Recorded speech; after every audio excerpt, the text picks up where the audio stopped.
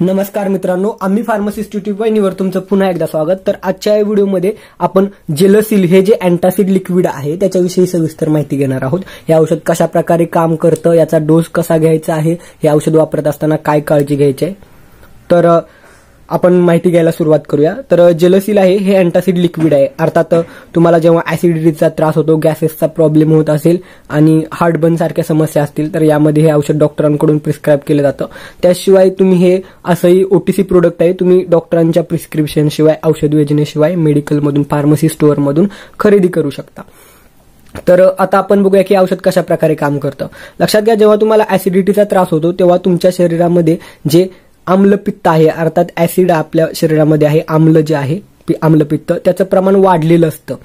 आणि मग हे जे औषध आहे याच्यामध्ये जे घटक आहेत ते बेसिक आहेत, अल्कली आहेत, अर्थात आम्लारी आहेत, म्हणजे ते ऍसिडच्या विरुद्ध आहेत।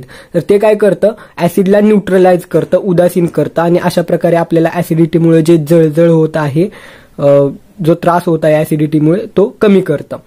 तर याचा डोस आपण आता पाहणार आहोत। तर याचा जो डोस आहे तो 1 ते 2 चमचे, अर्थात 5 ते 10 मिली इतकं अर्धा ते 1 तासानंतर घ्यायचं आहे, जेवणानंतर। लक्षात घ्या, जेवल्यानंतर अर्ध्या ते 1 तासानंतर 5 ते 10 मिली इतकं घ्यायचं आहे। किंवा मग जेव्हा तुम्हाला ऍसिडिटीचे सिम्पटम, लक्षण ऍसिडिटीचे जास्त वाटू लागतील तेव्हाही त्यानुसार तुम्ही याचा डोस घेऊ शकता।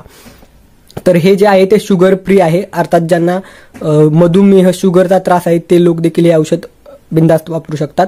शिवाय हे मिंट फ्लेवर मध्ये उपलब्ध आहे। तर आता आपण याची प्राइस बघूया। याची जी प्राइस आहे ती 110 रुपये इतकी आहे। 200 ml ची बॉटल आहे, लहान साईज मध्ये देखील हे अवेलेबल आहे। तर हे आपल्याला लाईट पासून दूर स्टोअर करायचं आहे, सनलाईट, डायरेक्ट सूर्यप्रकाशापासून दूर ठेवायचं आहे। आणि जेव्हा केव्हा डोस घेणार आहे तेव्हा तुम्ही याला व्यवस्थित शेक करून घ्यायचं आहे, हलवून घ्यायचं आहे। त्याशिवाय वापरून झाल्यानंतर या बॉटलचे जे कॅप आहे ते टाईटली क्लोज करायचं आहे आणि फ्रीजमध्ये ठेवणं टाळायचं आहे, फ्रीजमध्ये हे ठेवायचं नाहीये। तर काय काळजी घ्यायची दुसरी एक महत्वाची, तर तुम्हाला जर काही हर्बल प्रोडक्ट सुरू असतील, हर्बल औषधं सुरू असतील किंवा काही विटॅमिन सप्लिमेंट सुरू असतील तर अशा परिस्थितीमध्ये हे अँटासिड लिक्विड वापरणं टाळायचं आहे, कारण त्याच्यासोबत याचं इंटरॅक्शन होऊन योग्य प्रकारे हे औषध काम करणार नाही किंवा काही दुसरे परिणाम जाणवू शकतील। त्यामुळे जर तुम्ही काही हर्बल प्रोडक्ट किंवा काही विटॅमिन सप्लिमेंट वापरत असाल तर मात्र हे औषध वापरताना काळजी घ्यायची आहे किंवा तुमच्या डॉक्टरांचा आणि फार्मासिस्टचा सल्ला मात्र जरूर घ्यायचा आहे। तर एवढीच एक काळजी घ्यायची आहे, जर तुम्हाला काही हर्बल प्रोडक्ट्स किंवा काही विटॅमिन सुरू असतील तर मात्र हे औषध वापरत असताना डॉक्टर आणि फार्मासिस्टचा जरूर सल्ला घ्यायचा आहे। तर ही माहिती तुम्हाला कशी वाटली खाली कमेंटद्वारे कळवा।